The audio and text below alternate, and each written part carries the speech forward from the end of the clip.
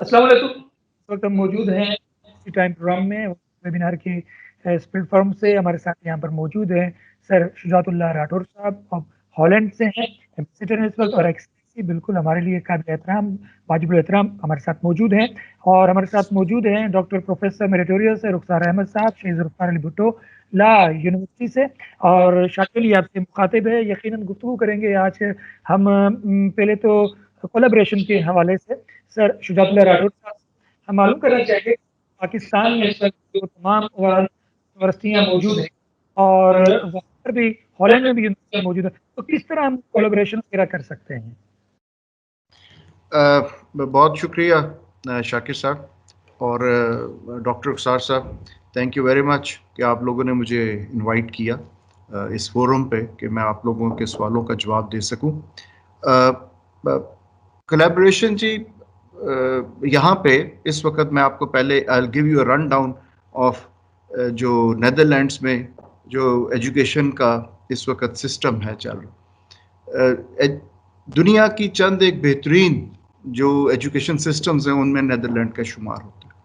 हमारे लिए ये इसलिए भी इम्पोर्टेंट है कि यहाँ पे नेदरलैंड में जो इंग्लिश प्रोफिशिएंसी है, इंग्लिश लैंग्वेज प्रोफिशिएंसी, वो 92% से ज़्यादा है और इनकी सारी यूनिवर्सिटियाँ जो हैं वो कोर्सेज जो है वो इंग्लिश लैंग्वेज के बीच में भी जो है वो ऑफ़र करती हैं और इनकी जो यूनिवर्सिटीज़ हैं वो एजुकेशन यहाँ पे यूके और यूएसए के मुकाबले में कंपैरेटिवली सस्ती भी है और इनकी जो यूनिवर्सिटीज़ हैं वो वर्ल्ड क्लास यूनिवर्सिटीज़ हैं।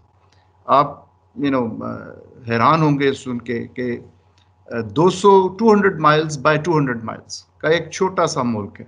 इसका लैंड मास बिल्कुल छोटा है। 17.8 मिलियन इसकी टोटल आबादी है और लेकिन इसकी इकोनॉमी जो है, इसकी जो जीडीपी है वो $1 ट्रिलियन से ज़्यादा है। ज़बरदस्त। ठीक है। और इनकी जो एक्सपोर्ट्स हैं वो कोई 600 बिलियन डॉलर से ज़्यादा है। तो ये जो है ये सारा का सारा जो है ये बेसिकली इनकी जो क्वालिटी ऑफ एजुकेशन है, क्वालिटी ऑफ ट्रेनिंग है और जो सिस्टम्स हैं, ये उसकी वजह से इस मुल्क ने ये सब कुछ अचीव किया है। तो इसलिए यहाँ पे ये बेहतरीन एजुकेशन देते हैं अपने स्टूडेंट्स को और अब जो है काफ़ी ज़्यादा नंबर में यहाँ पे फॉरेनर्स भी आ रहे हैं पढ़ने के लिए और ओवर द इयर्स, ये पिछले चंद सालों में पाकिस्तान से भी काफ़ी ज़्यादा स्टूडेंट यहाँ पे आए हैं जो कि यहाँ पे यूनिवर्सिटियों में पढ़ रहे हैं। तो जहाँ तक कोलैबोरेशन का है ताल्लुक, यूनिवर्सिटीज़ की कोलैबोरेशन चाहती हैं, सिर्फ एक उनका एक मकसद होता है और वो होता है कि उनका कि जिस यूनिवर्सिटी के साथ वो कोलैबोरेट कर रही हैं वो उनके सिस्टम्स में कोई बेहतरी ला सके, वो उनको कोई जो है बेहतर नॉलेज, कोई बेहतर टेक्नोलॉजी, कोई बेहतर चीज़, you know, they should be bringing some quality to their education. तो ये यहाँ पे जो है वो इसको ख़ास तौर पे देखते हैं कि क्वालिटी जो है यूनिवर्सिटीज़ कहीं पे भी दुनिया में उनके साथ वो कोलैबोरेट करें। यहाँ पे रासमुस यूनिवर्सिटी है। रासमुस यूनिवर्सिटी के कोई दुनिया के 55 ममालिक में कोई 300 से ज़्यादा यूनिवर्सिटीज़ के साथ कोलैबोरेशन है। तो इसलिए यहाँ पे कोलैबोरेशन करना यूनिवर्सिटीज़ के साथ जो है वो मुश्किल नहीं है, लेकिन सिर्फ ये है कि हमारी यूनिवर्सिटीज़ जो हैं वो अपने जो उनकी जो नीश प्रोडक्ट है कि जिस एरिया में वो समझते हैं कि वो बेहतर हैं उस एरिया में वो एक्सप्लोर करें यहाँ पे यूनिवर्सिटीज़ को कोलैबोरेशन के लिए, तो इंशाल्लाह उनको मिलेगी। हमारी काफ़ी कोशिश है, हमने कई अपनी यूनिवर्सिटीज़ को कहा है कि आप इनके साथ आके कोलैबोरेशन वगैरह इनके साथ करें और इस किस्म के प्रोजेक्ट्स अभी जो है कोई they are in the making, लेकिन अभी तक कोई उसमें हमारी यूनिवर्सिटी कामयाब नहीं हुई है कि यहाँ पे कोई प्रॉपर कोलैबोरेशन इस्टेब्लिश कर सके। अच्छा यहाँ पर हम फिर बात करेंगे डॉक्टर रुखसार अहमद साहब से क्योंकि एचईसी से आप रिसोर्स पर्सन भी हैं। डॉक्टर साहब ये बताइए जिस तरह सर शुजातुल्लाह साहब ने बहुत खूबसूरत बात की कि कोलैबोरेशन भी हो सकती है, सब चीज़ें हो सकती हैं। आप ये बताइए कि आपके पास क्या एजेंडा है, क्या लाहे अमल है जिस तरीके से हम हॉलैंड के साथ इस तरह कोलैबोरेशन कर सकते हो? बहुत शुक्रिया आपका शाकिर अली साहब, आपका भी और जो एम्बेसडर हैं पाकिस्तान के नेदरलैंड में, शुजा साहब, बड़ी खुशी हुई आपकी बात सुनकर। मैं सुन रहा था कि बड़ी डिटेल में आपको माशाल्लाह अपने यूनिवर्सिटीज के हवाले से बहुत इंफॉर्मेशन और इंफॉर्मेटिव डिस्कशन रही आपकी। हमारा जो जहाँ तक की बात है कि हमारी यूनिवर्सिटी की बात, या जो हमारा एजेंडा है वो ये है कि पाकिस्तान की जो यूनिवर्सिटीज़ हैं, बहुत सारी यूनिवर्सिटीज़ जो हैं वो ब्रिटिश यूनिवर्सिटीज़ के साथ कोलैबोरेशन उन्होंने किया और कुछ कर भी रहे हैं। मैंने भी एक दो यूनिवर्सिटीज़ के साथ बात की, और हमने मलेशिया की यूनिवर्सिटीज़ के साथ भी बात की, और वहाँ से भी हमने एक दो प्रोग्राम में हमने उनके साथ कोलैबोरेशन किया। नेदरलैंड्स जो कंट्री में, बिल्कुल आप सही फरमा रहे हैं, अलबत्ता है कि आप वहाँ पर हैं, आपका एक्सपीरियंस है। तो वो वहाँ की जो यूनिवर्सिटीज़ हैं, ऑफ कोर्स के यूके से कंपैरेटिवली उनकी फीसेस कम हैं, और जो पाकिस्तान के जो स्टूडेंट्स के साथ जो इशू होता है सबसे बड़ा वो यही है कि वो एक्सपेंसिव, यकीनन ऑफ कोर्स कि हमारा कंट्री जो है वो जिस तरह उसकी फाइनेंशियल जो हमारे स्टूडेंट्स हैं उनके उनका स्टेटस है, तो वो ऐसे ही कंट्रीज को टारगेट करते हैं, और वो जाना चाहते हैं या वहाँ से एजुकेशन हासिल करते हैं जहाँ उनको फीस जो है वो कंपैरेटिवली दूसरे ममालिक से कम हो। तो नेदरलैंड की यूनिवर्सिटीज़ के बारे में मुझे आइडिया नहीं है, क्योंकि हमने यहाँ पर कभी हमने अप्रोच नहीं किया, और आज आपके इस प्लेटफ़ॉर्म के हवाले से आपसे जो कुछ हम सीखेंगे और जो हमें कुछ इन्फॉर्मेशन मिलेगी, तो हम उसके बाद कोई स्ट्रैटेजी बना सकेंगे कि किस तरह से हमारी यूनिवर्सिटीज़ वहाँ पे कोलैबोरेट कर सकते हैं, किन-किन प्रोग्राम में। मैं तो सिर्फ़ ये बता सकता हूँ कि इस वक़्त पाकिस्तान में बिज़नेस एडमिनिस्ट्रेशन है, इंजीनियरिंग है, लॉ की फ़ील्ड है, सोशल साइंसेज़ हैं, और नेचुरल साइंसेज़ हैं, जिसमें यूनिवर्सिटीज़ काम कर रही हैं, और वो कोलैबोरेशन के साथ भी काम कर रही हैं। स्टूडेंट एक्सचेंज प्रोग्राम है, फैकल्टी एक्सचेंज प्रोग्राम है। तो मैं जिस यूनिवर्सिटी के साथ एसोसिएटेड हूँ, शहीद Zulfikar Ali Bhutto university of law, वो स्पेशलाइज़्ड लॉ की यूनिवर्सिटी है, और हम सोशल साइंसेज़ में भी हमने काम किया है, जैसे क्रिमिनोलॉजी है और बिज़नेस एडमिनिस्ट्रेशन है।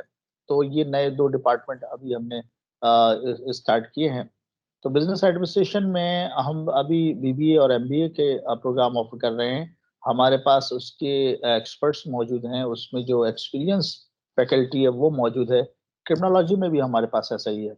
लॉ में तो हमारी स्पेशलाइज़ेशन है ही, क्योंकि हम ख़ास तौर पे ये स्पेसिफिकली इसी फ़ील्ड की एक यूनिवर्सिटी है, यूनिवर्सिटी ऑफ लॉ, जो कि दुनिया में 2 ही इस नौइयत की यूनिवर्सिटी हैं, यूनिवर्सिटी ऑफ लॉ पाकिस्तान में, और एक यूके में है यूनिवर्सिटी ऑफ लॉ। वैसे लॉ का जो एरिया है वो हर यूनिवर्सिटी में होता है, कहीं डिपार्टमेंट की सूरत में, कहीं कॉलेज की सूरत में, कहीं फैकल्टी भी होती है, फैकल्टी ऑफ लॉ। लेकिन एक स्पेशलाइज्ड यूनिवर्सिटी का जिस तरह से आजकल एक स्पेशलाइजेशन का दौर है, जहाँ यूनिवर्सिटीज़ हेल्थ और मेडिकल साइंसेज़ में बन रही हैं, जहाँ इंजीनियरिंग यूनिवर्सिटीज़ बन रही हैं, तो अब उसी तरह से हमने लॉ यूनिवर्सिटी भी यहाँ एस्टैब्लिश की है। अच्छा डॉक्टर साहब, यहाँ पर हम बात करेंगे, जिस तरह सर शुजातुल्लाह साहब ने खूबसूरत बात भी की कि कोलैबोरेशन भी हो सकती है, सब चीज़ें हो सकती हैं। सर शुजा, हम कुछ इस हवाले से भी चाहेंगे कि इस वक्त जो हॉलैंड में यानी नीदरलैंड में जो वहाँ की यूनिवर्सिटियाँ हैं, आपने ये भी कहा कि दुनिया के लोग यहाँ पढ़ने आ रहे हैं आहिस्ता आहिस्ता। पाकिस्तान के कितने लोग आ रहे हैं ख़ास तौर पर वहाँ की यूनिवर्सिटियों में पढ़ने के लिए? देखिए, मैंने सिर्फ आपको कहा कि पिछले चंद सालों में एकदम ये नंबर इंक्रीज हुआ है। ठीक है, तो लोगों में, क्योंकि जो मैंने कहा ना कि यहाँ पे इंग्लिश प्रोफिशिएंसी और availability of courses in English language की वजह से यहाँ पे एडवांटेज लोगों को नज़र आई, और वो यहाँ पे हमारे स्टूडेंट्स ने आना शुरू किए। इस वक्त हमारे स्टूडेंट्स जो हैं, इनकी जो मेजर यूनिवर्सिटीज़ हैं, जिसमें टेक्नोलॉजी की टेक्निकल यूनिवर्सिटीज़ भी हैं, लाइक इनका है डेल्फ यूनिवर्सिटी है, जो कि टेक्नोलॉजी की यूनिवर्सिटी है, and it is one of the world's best universities. वहाँ पे हमारे काफ़ी स्टूडेंट्स हैं। इरास्मुस में हैं, इसी तरह एम्स्टर्डम यूनिवर्सिटी में हैं और कई, यानी जहाँ पे भी आप जाएं आपको पाकिस्तानी चंद एक नज़र आते हैं स्टूडेंट्स। और हमारा अनफॉर्चुनेटली हमारे जो है ना, हम लोग बाहर जब मुल्क से निकलें, ये खाली स्टूडेंट्स पे नहीं लेकिन ये सब पे हमारी बिनहैसुल कौम ये चीज़ आती है कि हम जाके अपने आप को उस अपनी एम्बेसी में रजिस्टर नहीं करवाते। हमें एम्बेसी सिर्फ उस वक्त याद आती है जब कोई इशू पड़ता है और हमें एम्बेसी से मदद की जरूरत पड़ती है। बिल्कुल सही कह रहे हैं। अब मुझे इस तरह समझ आई कि यहाँ पे हमारे काफ़ी स्टूडेंट थे कि रिसेंटली ये जब कोविड का इशू हुआ और सारे लॉकडाउन हो गया, फ्लाइट सस्पेंड हो गई, तो फिर स्टूडेंट्स ने हमारे पास आना शुरू किया क्योंकि हम इंकरेज कर रहे थे कि जी हमें बताओ तो सही कौन कौन कहाँ पर है। और फिर हमने we managed a flight for them कि हमने एक PIA का जहाज़ मंगवाया और उसमें अपने सारे स्टूडेंट जो थे जो वापस जाना चाहता था, और क्योंकि वो यानी कोई 50 से ऊपर स्टूडेंट थे जिन्होंने अपनी डिग्रीज कंप्लीट कर ली थी और उनको वापस जाना था। बाकी अभी भी यहाँ पे स्टूडेंट हैं जो कि नहीं गए, उन्होंने कहा जी हम यहीं पे रहेंगे क्योंकि वो ऑनलाइन इस वक्त सारी यूनिवर्सिटी एजुकेशन चल रही है, तो लेकिन they felt comfortable staying back, तो वो रह गए हैं। लेकिन कोई 60 के करीब थे स्टूडेंट्स जिनको कि हमने एक फ्लाइट में वापस भी भेजा, जो अपनी डिग्रीज इस साल 2020 मई में कंप्लीट कर चुके थे। तो हमारे पास यहाँ एक सवाल एक और बनता है यहाँ पर हमारा, वो ये कि आपने बड़ी अच्छी बात की है कि रजिस्ट्रेशन नहीं होती जो खासकर स्टूडेंट्स आते हैं या लोग किसी कामकाज के लिए भी आते हैं, तो इसकी बुनियादी वजह क्या है कि पाकिस्तान से जब ये आते हैं ये कहते हैं जी हम वहाँ जाएं अपने तौर पर काम करेंगे, एम्बेसी सिर्फ मुश्किल वक्त में आएगी, तो क्या एम्बेसी वहाँ पर इन लोगों को बुलाकर बोल सकती है कि आप रजिस्टर्ड हो? इस तरह क्या मुमकिन है? देखिए, हमने ऑलमोस्ट हमारी जितनी भी एम्बेसीज होती हैं हमने उसमें रजिस्ट्रेशन का सिस्टम रखा होता है। हम ऑनलाइन भी इनकरेज करते हैं रजिस्टर करें, लोग नहीं करते हैं। आई थिंक मैं अगर एज एन इंडिविजुअल मैं कहूँगा कि it reflects lack of confidence on the government departments of Pakistan. It's very unfortunate, but ये उसकी वजह है और ये हम अपनी सर्विसेज को बेहतर करके ही इस इशू को ओवरकम कर सकते हैं। लेकिन ये खाली हमारा इशू नहीं जी, ये बाकी ममालिक का भी, एम्बेसियों का यही इशू होता है क्योंकि हम तो एम्बेसडर्स एक दूसरे से मिलते रहते हैं। तो हर एम्बेसडर जो होता है उसको यही इशू होता है कि हमारे लोग यहाँ पे आए हुए हैं, अपने आप को रजिस्टर नहीं करते, तो we don't know the exact number. तो ये एक इशू रहता है। लेकिन बाय एंड लार्ज जो भी हमें अप्रोच करता है, because we love to interact with our people, जो हमारे स्पेशली जो हमारी स्टूडेंट कम्युनिटी यहाँ पे है। अच्छा, गोइंग बैक टू डॉक्टर साहब ने जिक्र किया लॉ यूनिवर्सिटी का, जो हेग है ना कि the city of Hague is also known as the city of peace and justice. ये इसकी एक बड़ा स्पेशल ट्रिब्यूट है इसका। ये एट्रीब्यूट इस वजह से है कि आपकी इंटरनेशनल कोर्ट ऑफ जस्टिस यहाँ पे है, आपकी परमानेंट कोर्ट ऑफ आर्बिट्रेशन यहाँ पे है, आपके जितने भी हैं मतलब यूगोस्लाविया का ट्रिब्यूनल, ये सारे यहाँ पे हैं, Sierra Leone, Yugoslavia, Rwanda, Lebanon, Bosnia Herzegovina, ये जितने मेजर ट्रिब्यूनल्स थे जो कि वॉर के बाद यूनाइटेड नेशन के अंडर ऑस्पिसेस ये कायम किए गए, ये सब हेग में ऑपरेट करते थे। ठीक है, फिर अभी जो नई है which is international criminal court, वो भी हेग बेस्ड है।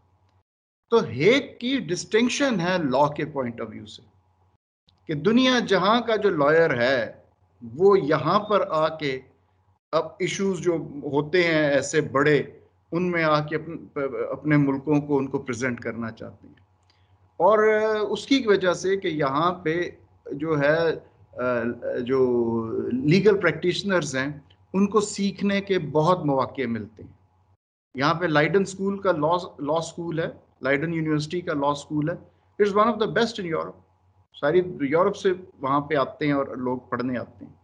एम्स्टर्डम यूनिवर्सिटी का लॉ स्कूल बहुत अच्छा है, इरास्मुस का बहुत अच्छा है। तो ये क्योंकि देखिए ना, जहाँ पे दुनिया के टॉप क्लास प्रैक्टिशनर्स मौजूद हैं तो वो उनकी फैकल्टी बनते हैं।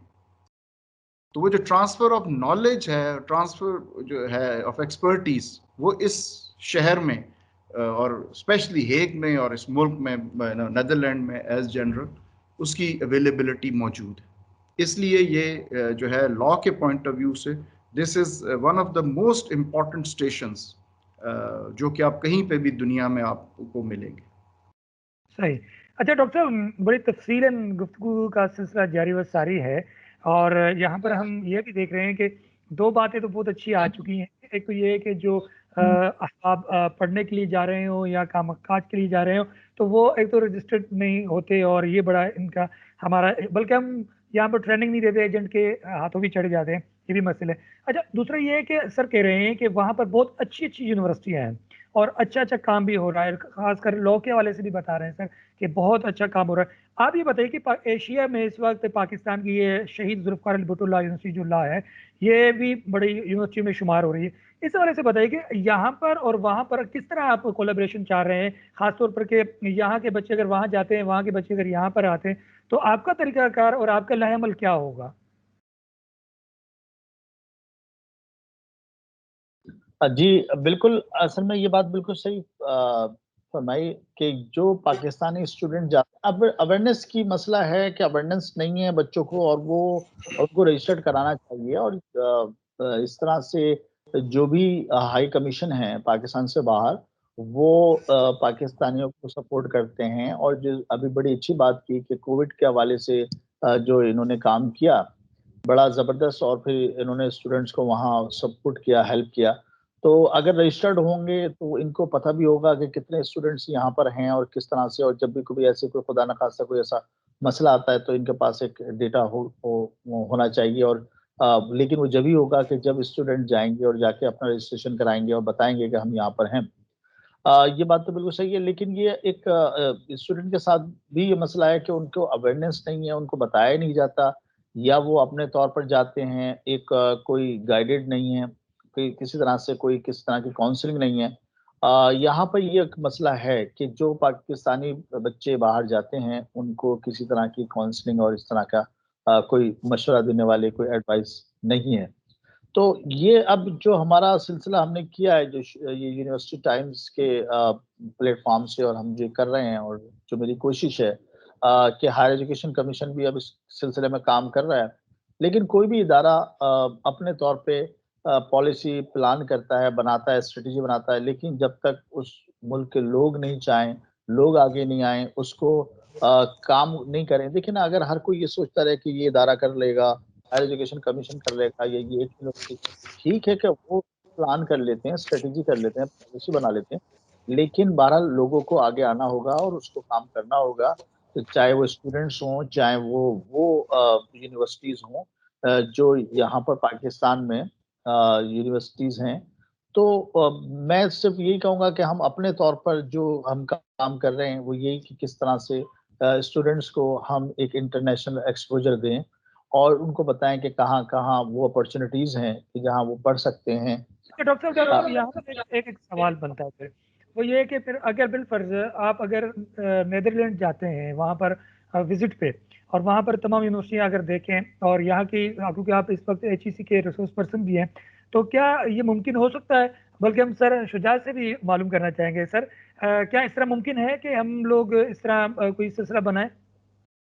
जी हाँ, बिल्कुल। आप लोग वहाँ से जो हैं यूनिवर्सिटीज़ वो इंटरेक्ट कर सकती हैं यहाँ की यूनिवर्सिटीज़ के साथ।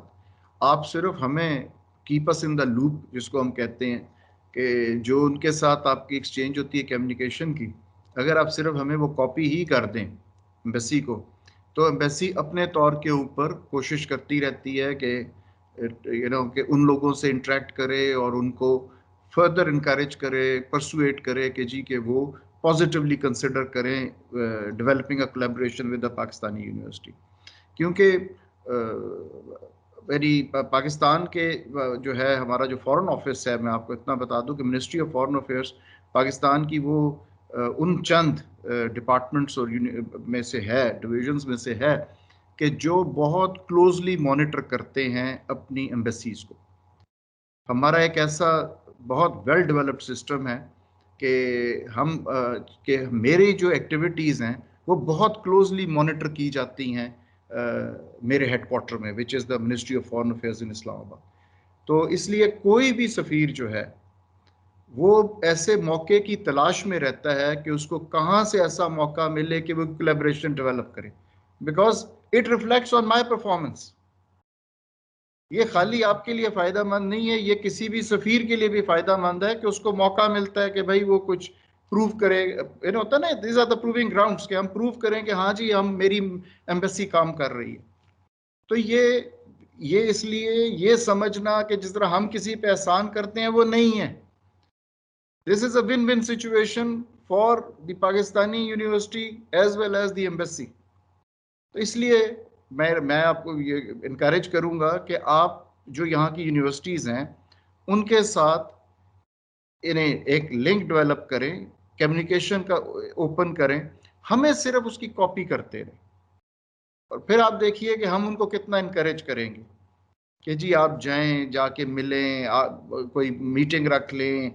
या आप आजकल तो जहाँ कोविड ने इतनी इश्यूज खड़ी की हैं वहाँ पे सबसे आसान चीज़ ये है कि 15 मिनट में मीटिंग अरेंज हो जाती है।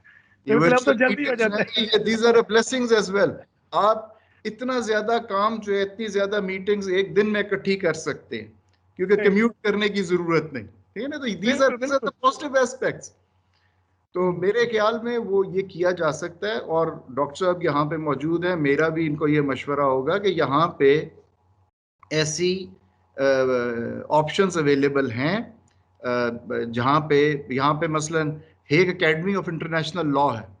Now Hague academy of international law जो है ये पीस पैलेस के अंदर है, which is the seat of international court of justice. ठीक है, दुनिया के बेहतरीन लीगल माइंड्स वहां पे मौजूद हैं। और वो जो हैं वो उनके समर स्कूल्स होते हैं, उसमें वो इनकरेज करते हैं कि यानी मुख्तलिफ लोगों मुल्कों के लोग आए। हमारे तकरीबन मैंने पिछले ये एक दो जो इस तरह के यहाँ पे हुए हैं, क्योंकि हम उनके साथ इंटरेक्ट करते रहते हैं। हम उनके जो जो वहाँ पे समर स्कूल में आए होते हैं, यानी वो हमारे पास ब्रीफिंग्स के लिए भी आते हैं, मैं उनके साथ इंटरेक्ट करता हूँ। तो मैंने उसमें देखा है कि हमारे पाकिस्तान से भी एक या दो स्टूडेंट उसमें होते हैं जो कि समर स्कूल्स में पार्टिसिपेट कर रहे होते हैं। ठीक है, उसके अलावा इनका एक और प्रोग्राम है जिसके बीच में ये ग्लोबली 20 बेहतरीन माइंड स्टूडेंट माइंड्स इकट्ठे करते हैं। और वो दो सीनियर लॉयर्स के अंडर वो ओरिजिनल वर्क करते हैं ऑन एन इशू, जो कि वो डिटरमिन करते हैं कि जी आपने इस पे, and it has to be an original work. और उसके बाद उसका होता ये है कि वो एंड पे एक पब्लिकेशन भी उसकी निकालते हैं। तो ये इस तरह के बेशुमार प्रोग्राम्स हैं जो यहाँ पे आपको मिलेंगे। और आजकल तो इतना मुश्किल नहीं है, आप गूगल आप यानी वेबसाइट के ऊपर इन ऐसी जो हैं ऑर्गेनाइजेशंस उनको लोकेट कर सकते हैं, उनके साथ आप इंटरेक्ट कर सकते हैं, उनके साथ कम्युनिकेट कर सकते हैं। बस हमें आप सिर्फ जहाँ आप समझें कि जी you need the ambassador to go and see them, और चाहते हैं कि वो उनको पुश करे, कि जी वो परसुएट करे कि वो आप लोगों के साथ इंटरेक्ट करें, just drop a line to us, हम उस वो करने को बिल्कुल तैयार हैं। डॉक्टर साहब बिल्कुल, अब तो प्लेटफ़ॉर्म बिल्कुल वाज़ेह हो चुका है और हमारे एक्सीलेंसी खूबसूरत अंदाज़ से हमें बता भी रहे हैं और मैं समझता हूँ तफ़सीलन बता रहे हैं। तो डॉक्टर साहब आप क्या कहेंगे अब, क्योंकि रहनुमाई भी हो रही है और हॉलैंड हमारे साथ बिल्कुल तैयार है और हमारे जो वहाँ के एम्बेसडर साहब हैं वो बहुत अच्छा काम कर रहे हैं, ख़ासकर यूनिवर्सिटियों के हवाले से भी। आपका क्या कहना है यहाँ पर? शाकिर साहब, पहली बात तो मैं बहुत शुक्रिया अदा करूँगा शुजात साहब का कि माशाल्लाह जिस तरह से नाम इनका है, इस तरह के इन्होंने मुज़ाहिरा भी वाक़ई किया शुजा है। है। अच्छा, मैं वाक़ई शुजात। बार-बार सर शुजा ही कह रहा हूँ। हाँ, जी तो शुजा शुजात। के माने बहादुरी, दिलेरी होती है। तो वो माशाल्लाह उन्होंने जिस तरीके से ये बात उसका मुज़ाहिरा भी किया। तो पहले तो बहुत शुक्रिया। यकीनन हम ये कर रहे हैं कि जिस तरह से हायर एजुकेशन कमीशन का रिसोर्स पर्सन भी हूँ मैं, और मैं इस यूनिवर्सिटी का एक फाउंडर भी हूँ, वन ऑफ द फाउंडर। तो जिस तरह से डिफरेंट यूनिवर्सिटीज़ के अंदर डिपार्टमेंट्स बनाए हैं, फैकल्टीज़ बनाई हैं, नए प्रोग्राम्स मैंने इंट्रोड्यूस किए हैं। तो मेरिटोरियस प्रोफेसर का भी एजाज़ हासिल है, which is very uncommon world wide के ये मेरिटोरियस नेशनल लेवल पर 1 या 2 ही होते हैं। इस वक़्त अगर ड्यूटी देखा जाए तो मैं पूरे पाकिस्तान में I am the only meritorious professor. तो मैं कोई ऐसी चीज बिल्कुल यकीनन इस कौम के लिए, मुल्क के लिए मेरा है कि मैं कोई ऐसी चीज करूं कि जो कंट्रीब्यूशन हो मेरा, क्योंकि देने का वक्त है कि हम किस तरीके से हमारे मुल्क ने जो भी कुछ हमारे ऊपर किया है, हम उसको किस तरीके से वापस करें अपने बच्चों को, आने वाली नई नस्ल को। तो उसमें यही है कि इंटरनेशनलाइजेशन के लिए की तरफ हम बढ़ रहे हैं, किस तरीके से हम अपने बच्चों को एक इंटरनेशनल एक्सपोजर इस तरह से दें कि अब जिस तरीके से बड़ी अच्छी बात की थी आपने कि कोविड ने जहां बहुत सारे नुकसानात किए हैं, तो वहां एक फायदा ये भी हुआ है उससे कि अब जो ऑनलाइन का जो लर्निंग था, जो यूनिवर्सिटीज में या स्कूल में जो ऑनलाइन लर्निंग का जो एक सिस्टम था जो 5 या 10 साल बाद आना था, वो पहले ही आ चुका है। और वो का बड़ा फायदा हुआ है कि अब चीजें घर से बैठे हुए कर रहे हैं, और दुनिया वाकई पहले एक ग्लोबल विलेज था, अब तो वाकई ये इंटरनेट और इस तरह से मीटिंग जिस तरह से अब हम ये कर रहे हैं, तो अब चीजें बड़ी सिमट गई हैं, और वो एक डिवाइस तक महदूद हो गई हैं, और अब डिवाइस में ही आप एक वक्त में 10 ममालिक के साथ बात कर सकते हैं, 10 डिफरेंट जगहों पर। यहाँ पर एक सवाल सवाल पैदा हुआ, वो ये है कि जो इंटरनेशनल एक कॉन्फ्रेंस करने जा रहे हैं आप लॉ के हवाले से, अब मैं चाहूँगा कि सर शुजा के इल्म में भी हम लाएं, ताकि मजीद एक नई जिद्दत मिले, नई शिद्दत आए, नई जो है क़यादत मिले, और एक लॉ के हवाले से, इस्लामिक लॉ के हवाले से आप क्या करने जा रहे हैं, इस हवाले से कुछ बताएं। जी बिल्कुल, शाकिब साहब, जो हमारा लॉ का हमने एक लीगल एजुकेशन की कॉन्फ्रेंस की थी 2015 में, वो बड़ी हमारी कामयाब हुई थी, इंटरनेशनल कॉन्फ्रेंस थी, और उसमें पूरी दुनिया से लोग आए थे, और उसमें बड़ा जबरदस्त होता। अब जो अभी हम प्लान कर रहे हैं 2021 में, वो कॉन्फ्रेंस है, वो भी इंटरनेशनल कॉन्फ्रेंस है, और अब हम इसका एक्सपोजर बड़ा इस हवाले से देख रहे हैं कि अब उसको हम यही वेबिनार और इसी तरीके से ऑनलाइन, ताकि उसकी जो रेंज है वो काफी बड़ी हो जाए, और जो लोग इस नहीं आ सकते वो भी ऑनलाइन आ जाएं, और उसमें हम इसका फायदा उठाएं इस टेक्नोलॉजी का, और ज्यादा से ज्यादा मैक्सिमम लोगों को उसमें। अब उसमें जहां तक टॉपिक है वो तो इंटरनेशनल लॉ ही होगा, लेकिन उसकी थीम जो है वो फिर इस्लामिक लॉ पर भी है, इस्लामिक फाइनेंस भी है। जिस तरह से ये एक ऐसी मार्केट है कि जिस पर अभी काम हो रहा है, इस्लामिक फाइनेंस से बहुत काम हो रहा है, और इस्लामिक लॉ के हवाले से जो मैं समझता हूँ तमाम जितने भी मुस्लिम कंट्री हैं वो इस पे तो इत्तेफाक करते ही हैं। तो ये हमारा आने वाले वक्तों में एक लॉ कॉन्फ्रेंस का हम लोग एक इनिशिएटिव ले रहे हैं। तो वो उस हवाले से नेदरलैंड में भी यकीनन आपको हम आपकी हेल्प और हमारा आपका जो है वो कंट्रीब्यूशन उसमें दरकार होगा।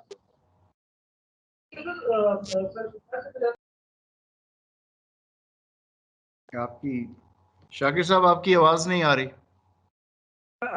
एक 3 सवाल हमारे पास इस वक्त मौजूद हैं आपके लिए। पहला सवाल तो ये है कि आप अपने हवाले से कुछ बताएं कि इस वक्त तक नीदरलैंड में चाहे वो एजुकेशन हो, चाहे वो फिर फेडरेशन के हवाले से, खासतौर बिजनेस कम्युनिटी के हवाले से हो, या फिर वहाँ के जो एक्सचेंज, खासकर माइग्रेशन से बहुत सारी चीज़ें होती हैं इस हवाले से, इस हवाले से हम चाहेंगे कुछ आप हमें बताएं, ताकि हम ये जो बातें हैं वो भी आगे फैला सकें।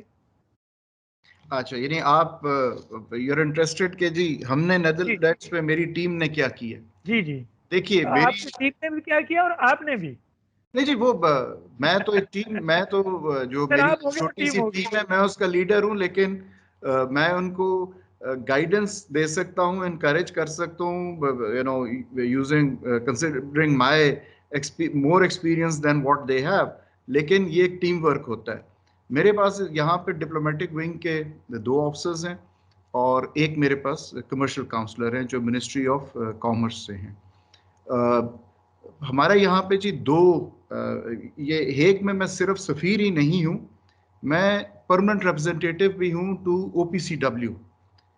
ये जो है organisation for prevention of chemical weapons है, मैं उसमें PR भी हूँ। ये एक UN की मैंडेटेड ये एक ऑर्गेनाइजेशन है, और इसमें यहाँ पे बेसिकली ये हमारा मल्टीलैटरल जिसको हम कहते हैं साइड ऑफ बिजनेस है, और बायलैटरल में मैं फिर जो है डच गवर्नमेंट के साथ इंटरेक्ट करता हूँ।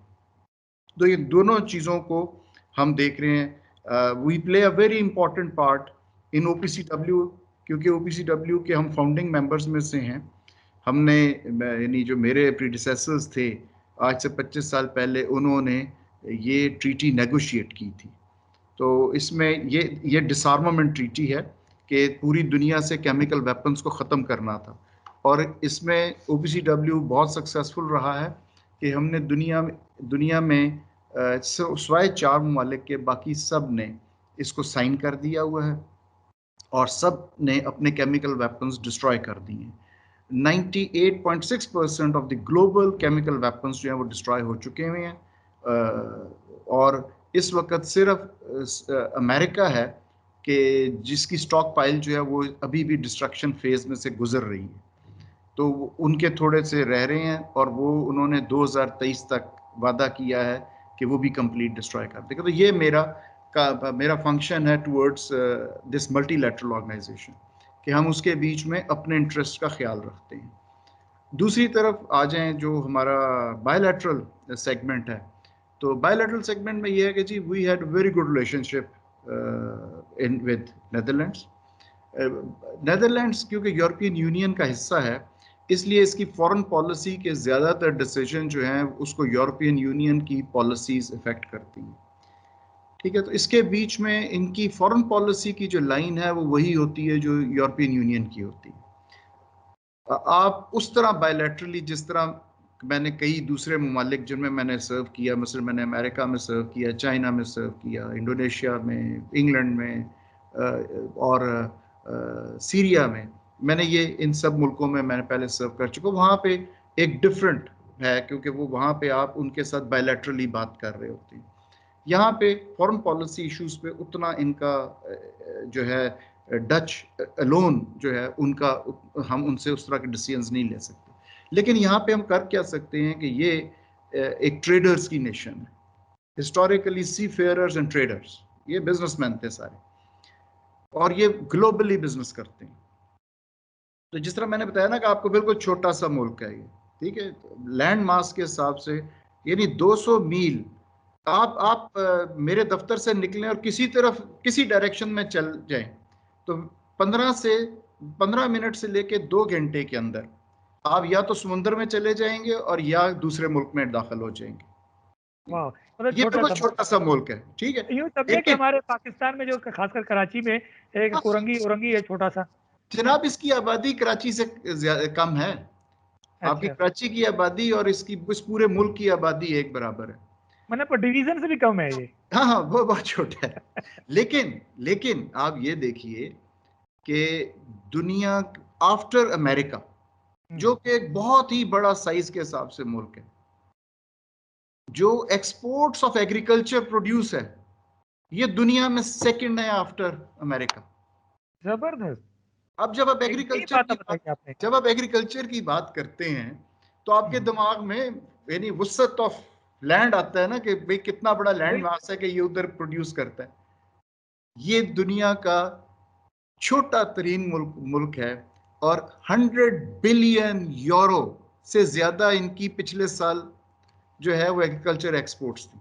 दुनिया का सबसे ज्यादा टमाटर प्रोड्यूस करता है, और सब ग्रीन हाउसेस में करता है, सब टेक्नोलॉजी बेस्ड है, सब नॉलेज बेस्ड इकोनॉमी है ना, इनोवेशन। तो ये उस लिहाज से बहुत है। तो मैंने जो यहाँ पे अपन जो किया है, मेरी टीम ने, हमने फोकस किया है इनके साथ ट्रेड के ऊपर। 3 साल पहले 2018 के जनवरी में जब मैंने ज्वाइन किया, तो हमारी जो टोटल एक्सपोर्ट्स थी to Netherlands were about 680 million dollars की थी हमारी एक्सपोर्ट्स नेदरलैंड। अल्लाह के फजल से पिछले साल मैंने अपनी टीम को $1 बिलियन का टारगेट दिया था कि हमने $1 बिलियन क्रॉस करना है। पिछले साल हमने end of the financial year हम $1 बिलियन क्रॉस कर गए। तो हमारी एक्सपोर्ट्स इनको $1 बिलियन से ज्यादा की हैं। ये 3 साल में हमने जो है कोई 49% हमने बढ़ाई, 42%। अभी भी मैंने जो इनको अगला टारगेट मेरी टीम का है वो 1.2 बिलियन का, क्या बात है। 1.5, ठीक है। अच्छा सर, और एक अभी एक यहाँ 600 मिलियन डॉलर से ज्यादा का हम एंड दिसंबर हम कर चुके हैं, 628 जबरदस्त। मिलियन। इसका तो मतलब ये है कि इंशाल्लाह हमारे ऑन एक्सीलेंस ट्रैक पे काम हम कर रहे करेंगे। हैं डॉक्टर साहब, हाँ, हमारे एक्सीलेंस। अच्छा, एक एक सवाल बनता है यहाँ पर। जी एक जी। सवाल ये बनता है कि इतना काम कर रहे हैं सर शुजा, तो फिर कोई ऑनररी कोई डिग्री यूनिवर्सिटी की तरफ से हो, कोई एजाजी शील्ड्स हो, कोई ऐसी चीजें। एक एक बात कर रहा हूँ जनरल सर, आपने इतना अच्छा काम किया है, तो हम डॉक्टर साहब से ये जवाब लेना चाहेंगे। डॉक्टर साहब आप बताएं इस बारे में। बिल्कुल, शुजात साहब को तो वाकई ऑनररी बिल्कुल होना चाहिए कोई इस तरह का टाइटल। और हम इस पे बात करते हैं, मैं अपनी कमेटी से बात करूंगा। और जब हम यूनिवर्सिटीज के साथ वहां पर आएंगे, एप्लीकेशन वगैरह कराएंगे, तो उसका सारा जो बिल्कुल क्रेडिट जो है वो हमारे शुजात साहब को ही जाएगा। क्योंकि ये बात सही है कि इनकी हम रहनुमाई में, गाइडेंस में हम वहाँ की यूनिवर्सिटीज से बात करेंगे। और ये किसी एजाज से कम बात नहीं होगी कि इनकी सरबराही में ये सारी चीजें होंगी। पाकिस्तान के बच्चों का, पाकिस्तान के जो यूथ है, वो उनका आगे आगे का फ्यूचर जो है वो अच्छा ताबनाक होगा। मैं एक चीज पूछना चाहूंगा कि नेदरलैंड में नॉर्मली, चूंकि जिस तरह से यूरोपियन कंट्रीज के अंदर होता है, इवन अगर आप यूके में भी जाके देखें, तो इंग्लिश स्पीकिंग जो है वो 100% नहीं है। तो मेरा ये एक क्वेश्चन है कि क्या नेदरलैंड में कितना परसेंट है जो इंग्लिश स्पीकिंग वहाँ की? देखिए 92% इंग्लिश प्रोफिशिएंसी रेट है यहाँ पे, ठीक है। मुझे आज तक पिछले 3 साल में कोई ऐसा डच नहीं मिला कि जिसके साथ मैं कम्युनिकेट ना कर सकूं, और मुझे डच बिल्कुल नहीं आती, ठीक है। हर बंदा यहाँ पे अंग्रेजी बोलता है और बहुत अच्छी इंग्लिश बोलता है, यानी ऐसे जी जी, जबरदस्त। मेजॉरिटी जो है वो बिल्कुल फ्लुएंट है इन इंग्लिश, कि आपको जबरदस्त। नहीं लगता कि आप एक नॉन इंग्लिश स्पीकिंग आदमी के साथ बात कर रहे हैं।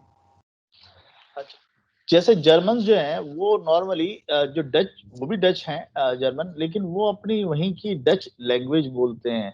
अगर आप जर्मनी में जाके देखें, वहाँ इंग्लिश नॉर्मली लोग नहीं बोलते हैं।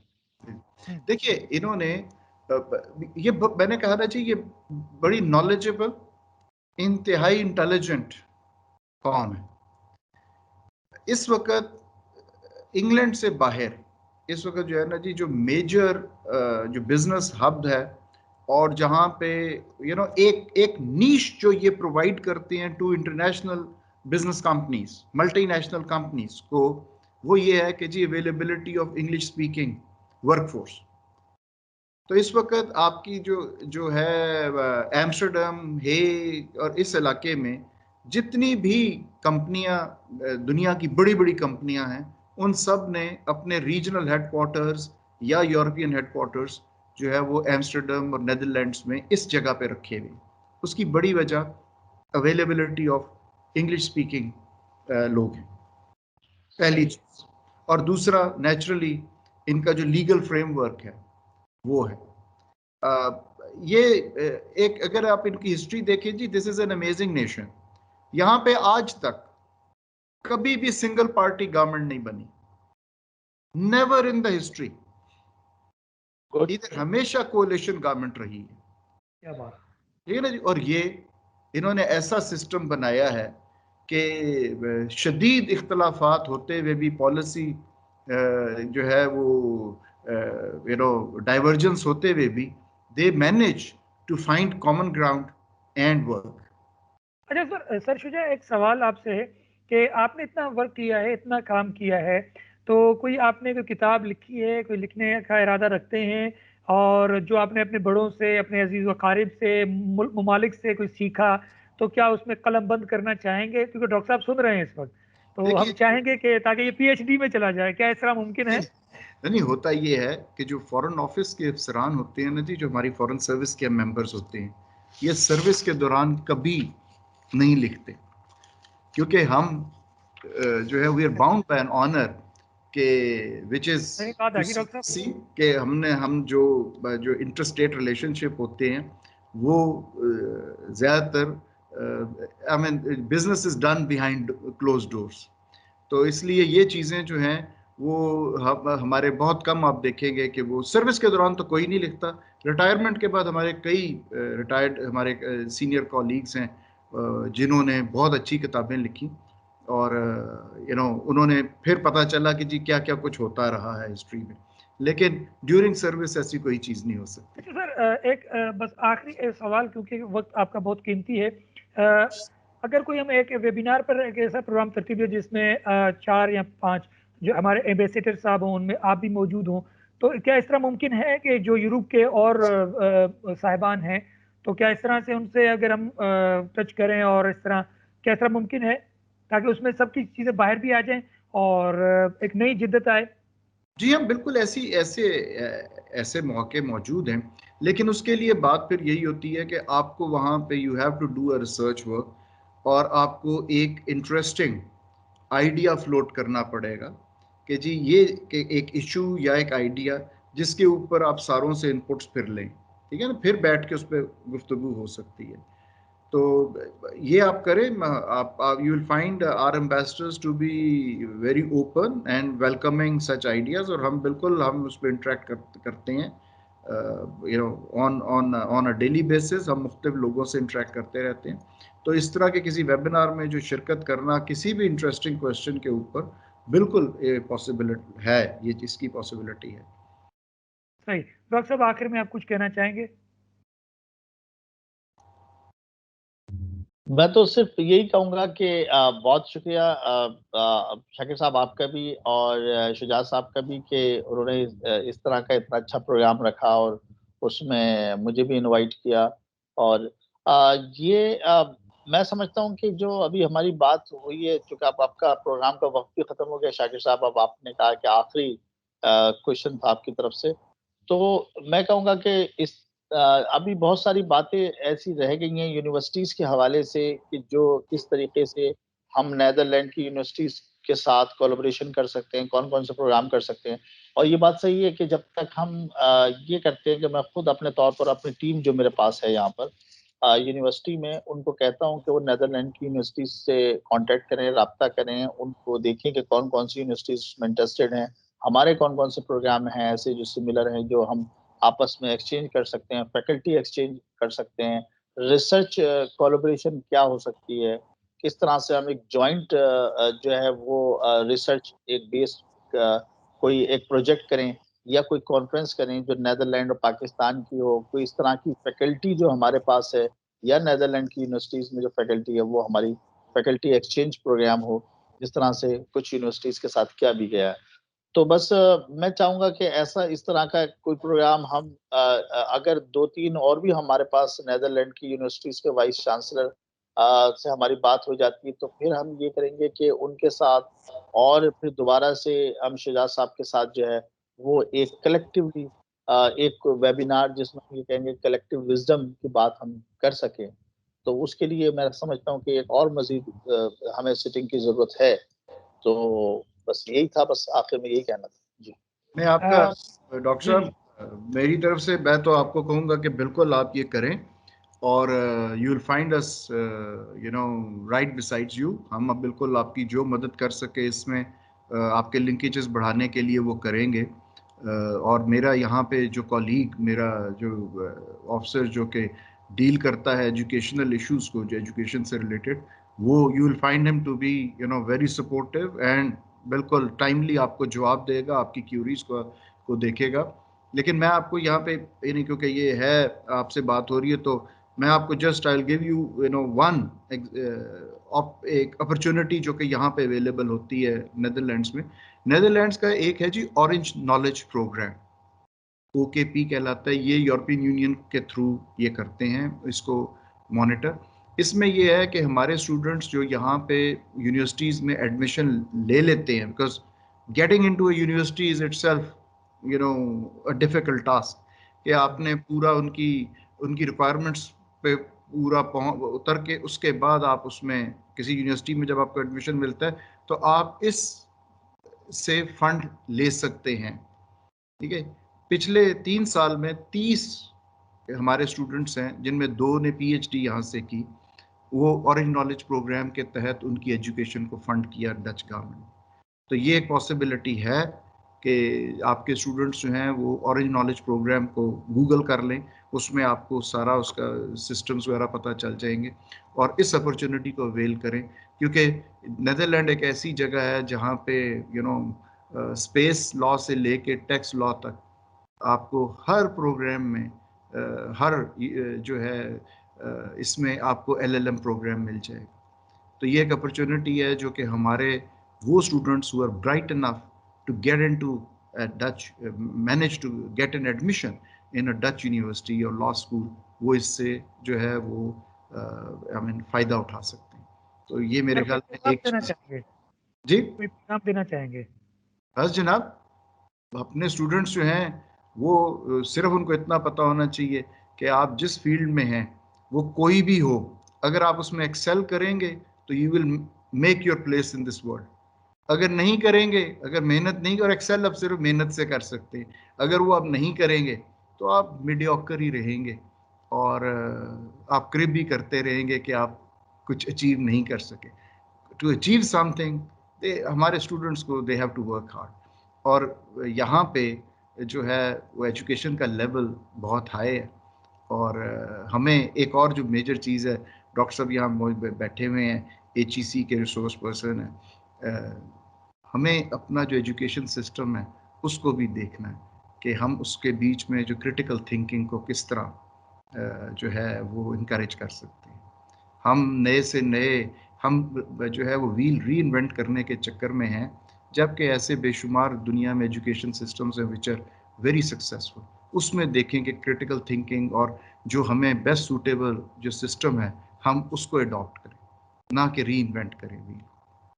Thank you. बहुत शुक्रिया सर शुजातुल्लाह राठौर साहब, आपने बहुत मुफीद और मुस्तहकम हमें बातें बताई, इत्तेहाद तंजीम की बातें बताई, और मज़े की बात यह कि आपका चमकता दमकता चेहरा बिल्कुल एक अच्छा लग रहा था आपसे गुफ्तगू करते हुए भी, और एक आपके जो इल्म है, नॉलेज है, शऊर है, आगाही है, सोच है, फ़िक्र है, यकीनन हमारे सब दोस्तों तक पहुंच चुका है। और क्योंकि हमारे साथ डॉक्टर साहब भी मौजूद रहे, डॉक्टर रुखसार साहब, उन्होंने भी बड़ी खूबसूरत बातें की, और आज की जो ये खूबसूरत जो बैठक है, यकीनन इससे मुस्तफ़ीद होंगे। जैसे ही ये वायरल होगी और जैसे ही हम आगे ये भेजेंगे तो यकीनन इससे नई नई जिद्दतें आएंगी, नई नई राह खुलेंगी। आपका दोनों साहिबान का बेहद शुक्रिया। यकीनन इसी बात को हम ख़त्म की जानिब लेकर चलेंगे कि जब भी हम कोशिश करें अपने मुल्क के लिए सोचें और अच्छा सोचें। इसी बात को ख़त्म करते हुए वेबिनार न्यूज़ टाइम से शाकिर अली को दीजिए इजाज़त। फ़ी अमान अल्लाह। थैंक यू जी, खुदा हाफिज़।